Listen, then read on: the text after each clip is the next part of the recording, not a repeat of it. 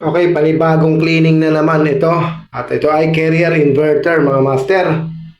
Sobrang dumi na nito, sobra talaga. At parang hindi ka na rin naka-inverter kapag ganito kadumi ang ating aircon. Sobrang barado na nito. Ang dami na lang, lumot. So ayan o.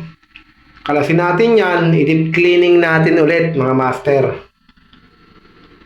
So ayan, kalas na natin. At ito ay nababara na natin ng sabon para lumambot yung dumi at bubugahan natin spray. Baka hindi na natin ipakita.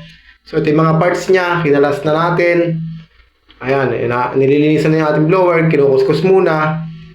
So ayan, okay na yan mga master at hindi na nga natin napakita paano nililisan. Okay na yan. At ito yung kanyang base. Then nandito yung kanyang mga parts na nalinisan na. Napunasan na rin. At i-assemble na itong ating fan motor, itong blower natin, yung blade. Ito yung kanyang inverter board mga master. Ito yung control niya. So okay na yan. At ito yung plate niya. Tingnan mo yung ating cover nating compressor. Babad na. So okay na yan. Tama rin, Caloocan.